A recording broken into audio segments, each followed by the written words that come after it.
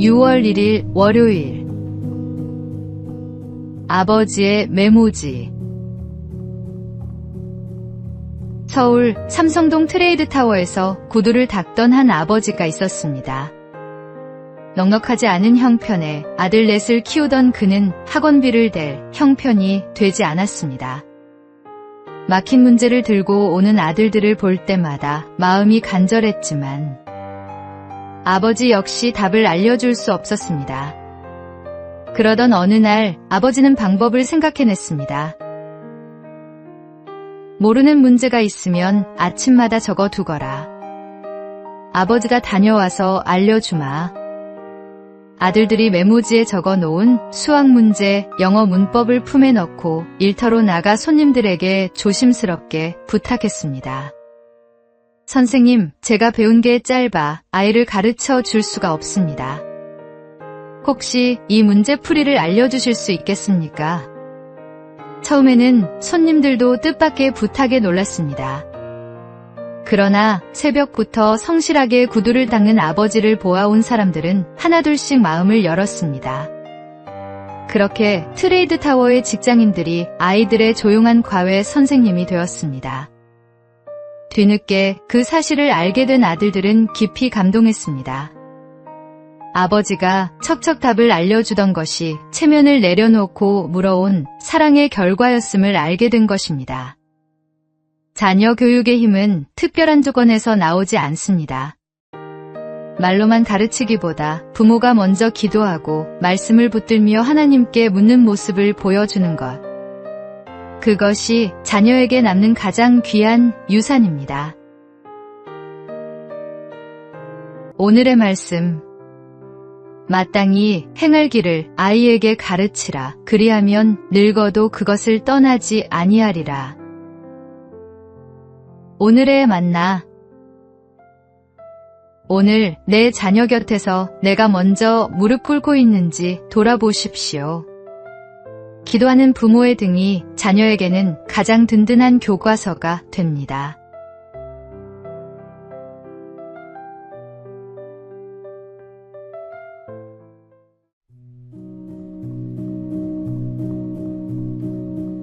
(6월 2일) 화요일. AI는 안아줄 수 없습니다. AI는 늘 내 편이에요. 나를 유일하게 다독여줘요. 상담받는 느낌이라 울기도 했어요. 요즘 AI에게 고민을 털어놓는 사람들이 부쩍 늘었습니다.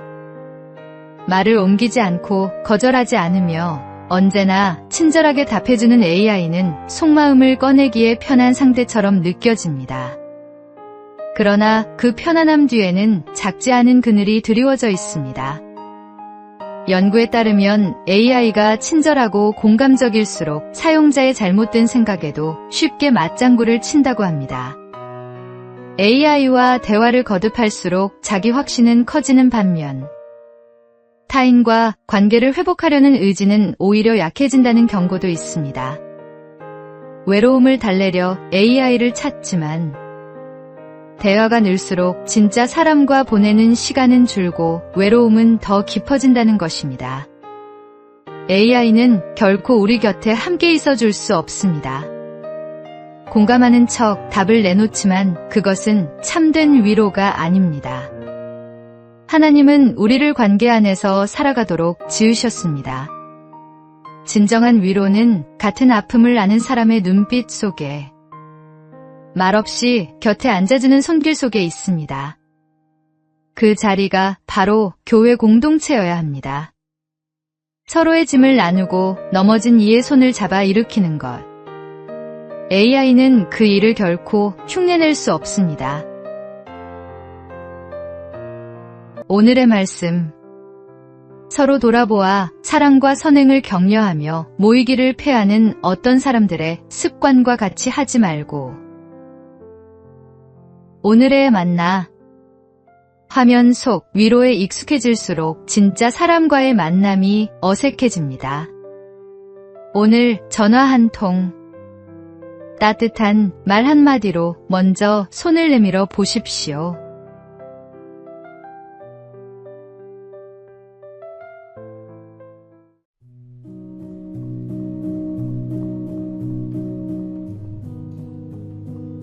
6월 3일 수요일 6년째 빵 한 개. 경남 남해에 빵식이 아재로 불리는 빵집 사장이 있습니다. 그는 아무런 대가 없이 6년째 아이들의 아침을 챙기고 있습니다. 매일 아침 등굣길 학생들을 위해 빵과 음료를 내놓으며 이렇게 씁니다. 아침밥 굶지 말고 하나씩 먹고 학교 가자. 배고프면 공부도 놀기도 힘들지용. 2020년 4월 시작된 이 나눔은 어느덧 6주년을 맞았고 LG 2인상 수상으로 이어졌습니다. 이 일을 시작한 데에는 이유가 있습니다. 어린 시절 집안 형편이 갑자기 어려워졌을 때 이웃들로부터 크고 작은 도움을 받았던 기억 때문입니다. 그 온기가 지금도 마음에 살아있어 빵집을 차리면 꼭 학생들에게 나누겠다는 꿈을 품어왔다고 합니다. 받은 은혜를 기억하는 사람은 나눌 줄 압니다. 6주년을 맞아 그가 남긴 말은 소박하지만 묵직합니다. 아이들이 인사를 해줄 때 큰 보람을 느껴요.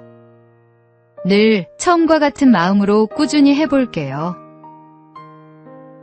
화려하지 않아도 됩니다. 거창하지 않아도 됩니다. 처음 그 마음을 잃지 않고 묵묵히 반복하는 것. 그것이 하나님께서 기뻐하시는 섬김의 모습입니다. 오늘 우리도 누군가로부터 받은 따뜻함을 기억하고 있습니까? 오늘의 말씀. 우리가 선을 행하되 낙심하지 말지니 포기하지 아니하면 때가 이름에 거두리라. 오늘의 만나. 받은 은혜를 기억하는 사람만이 진정으로 나눌 수 있습니다. 오늘 내가 받은 작은 은혜 하나를 떠올리고 그 온기를 누군가에게 전해 보십시오.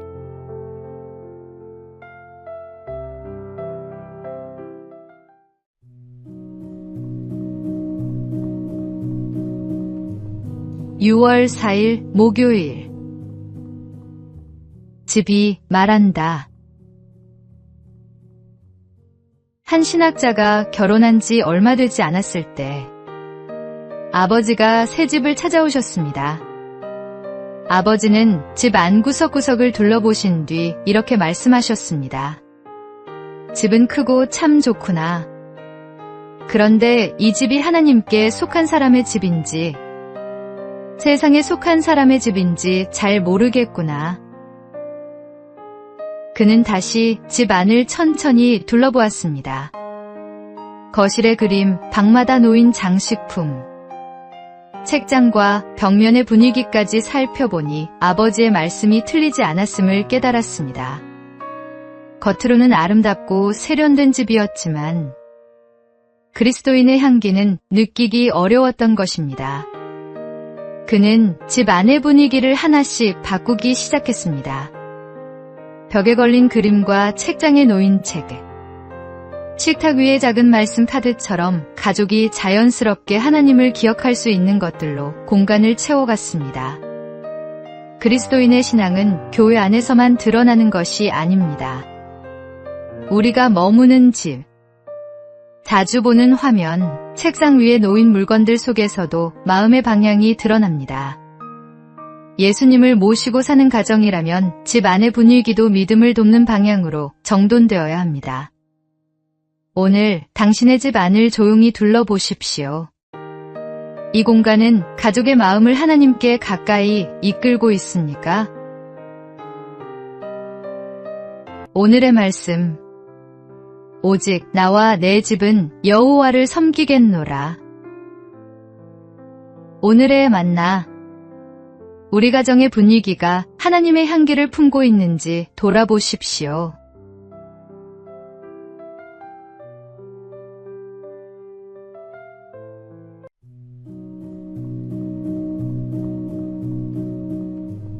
(6월 5일) 금요일.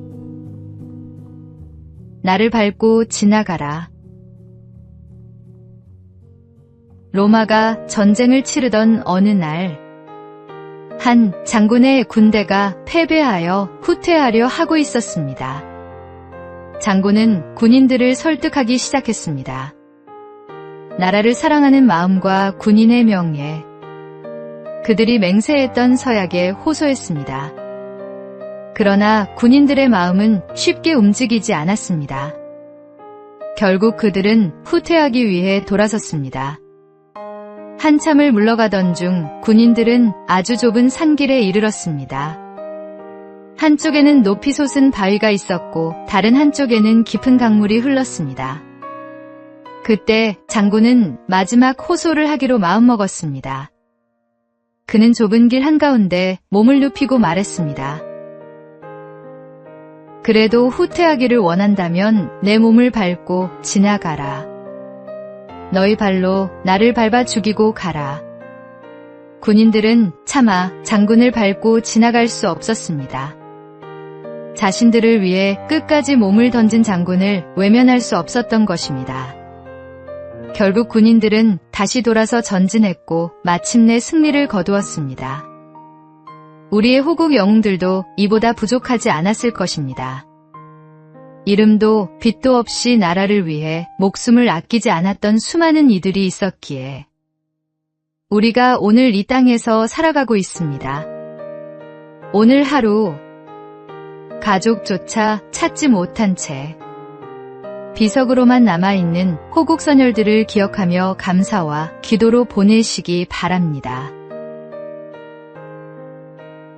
오늘의 말씀, 사람이 친구를 위하여 자기 목숨을 버리면 이보다 더 큰 사랑이 없나니. 오늘의 만나, 오늘 자유롭게 숨 쉬는 이 하루가 누군가의 희생 위에 있음을 기억하십시오.